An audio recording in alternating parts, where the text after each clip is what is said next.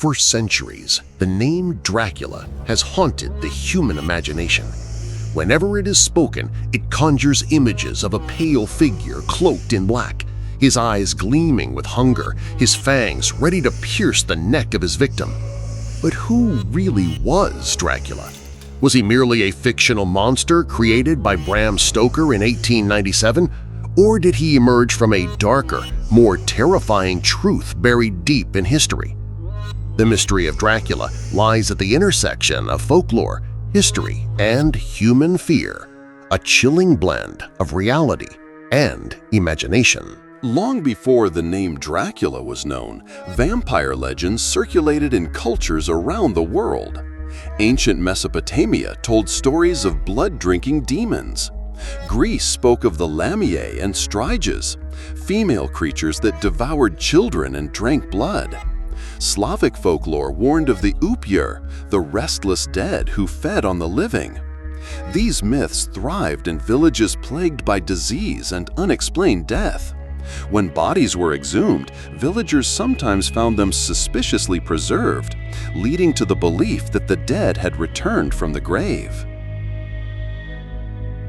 The setting most associated with Dracula is Transylvania, a mysterious region in modern-day Romania. With its towering Carpathian mountains, dense forests, and Gothic castles perched on cliffs, the land itself seems to breathe mystery. Transylvania was a crossroads of cultures. Hungarians, Saxons, Romanians, and Ottomans, each carrying their own vampire legends. It was here that whispers of the undead took their most chilling form, preparing the stage for the figure who would soon embody terror itself. The true historical figure behind the Dracula legend was Vlad III of Wallachia, also known as Vlad the Impaler. Born in 1431, Vlad was a ruthless ruler known for his merciless punishments and his favorite method of execution, impalement. Thousands of his enemies were skewered on wooden stakes, their bodies left to rot as a warning. His cruelty earned him the nickname Dracula's Son from his father's membership in the Order of the Dragon. Over time, Vlad's terrifying reputation merged with vampire folklore, transforming him into the immortal Count of Nightmares. In 1897, Irish writer Bram Stoker published Dracula, a novel that forever defined the vampire archetype. Stoker combined bits of Transylvanian folklore, stories of Vlad the Impaler, and Gothic imagination to create Count Dracula, a sophisticated, aristocratic vampire who hides behind charm while preying on the innocent. The book was not an instant bestseller, but it slowly gained influence, spreading Dracula's name across the globe. The vampire was no longer just a village superstition. It became a symbol of forbidden desires, immortality, and ultimate evil. The legend of Dracula truly came alive in the 20th century with cinema. In 1922, the German film Nosferatu introduced the first terrifying vampire on screen with its monstrous Count Orlok. In 1931, Bela Lugosi brought Dracula to Hollywood, forever cementing the image of the elegant vampire in a black cape. Later, Christopher Lee redefined Dracula in the Hammer films of the 1950s and beyond, while modern adaptations like Bram Stoker's Dracula, 1992, and Dracula Untold continued the fascination. Each era reimagined the vampire, blending horror with seduction. Why does Dracula continue to haunt our nightmares? Psychologists argue that vampires embody our deepest fears and desires.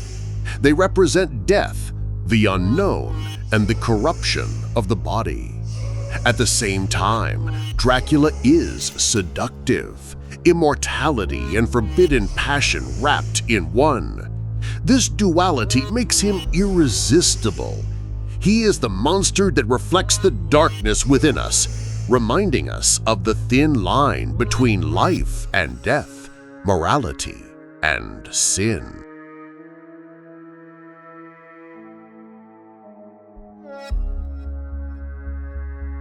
Some historians believe vampire legends were born from real diseases. Conditions like rabies, which causes aggression and fear of light, or porphyria, which leads to sensitivity to sunlight and pale skin, might have inspired vampire myths. Even tuberculosis outbreaks were once attributed to vampires, as families wasted away one by one, leading villagers to believe someone was draining their life force. Science explains these myths, but the legend of Dracula persists because it speaks to something deeper than disease. It speaks to human fear itself. Many believe that Dracula's castle is Bram Castle, perched high in the Romanian mountains. Though Bram Stoker never visited Romania, the castle fits his description perfectly, with its towers, secret passages, and dramatic location. Tourists from around the world flock to Bram Castle, seeking the shadow of the vampire. Yet historians argue that Vlad the Impaler never lived there. The real Dracula's fortress was at Ponari, now in ruins. Still, the myth has transformed Bram Castle into a shrine for all who fear and worship the vampire lord. Today, Dracula is more than just a character. He is a cultural icon. From Halloween costumes to novels, video games, and TV shows, the vampire lord has conquered every form of media. He has evolved from a medieval tyrant into a symbol of forbidden love, eternal life, and rebellion against mortality. No matter how much science progresses or how modern the world becomes, the shadow of Dracula stretches across time. He is eternal because our fears are eternal.